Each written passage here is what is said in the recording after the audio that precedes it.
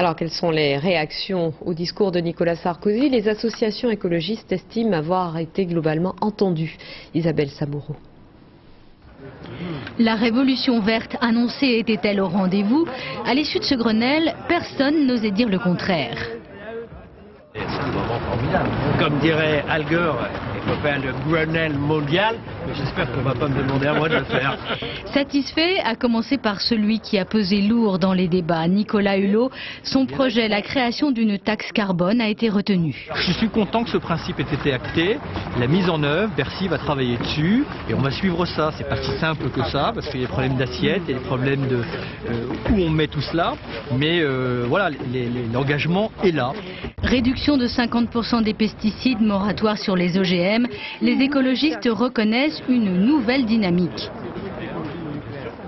Succès sur certains aspects, incontestablement sur les économies d'énergie et sur les énergies renouvelables, on avance dans le bon sens.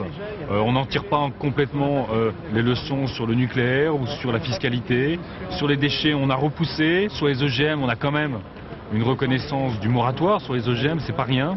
Donc on a avancé sur beaucoup de points. Entre le moment où nous étions dans un petit hangar en train de noter le candidat Sarkozy pour le premier tour des élections, et aujourd'hui, il y a eu beaucoup de chemins qu'ils ont parcouru. Et donc, je crois que tout le monde a bien travaillé, que ses convictions ont beaucoup évolué, sa connaissance des problèmes aussi, donc on est satisfait. Satisfait mais vigilant, reste maintenant la mise en œuvre de ces mesures. Ce qui va être dur dans un deuxième temps, ça va être le passage inévitable devant les deux assemblées, où là, il va falloir à nouveau convaincre les parlementaires du bien fondé de nos idées. C'est un autre débat. Une dernière table ronde a été reportée à demain matin. Prochaine étape ensuite, mi-décembre, avec les comités de pilotage chargés de mettre en musique les décisions qui viennent d'être prises.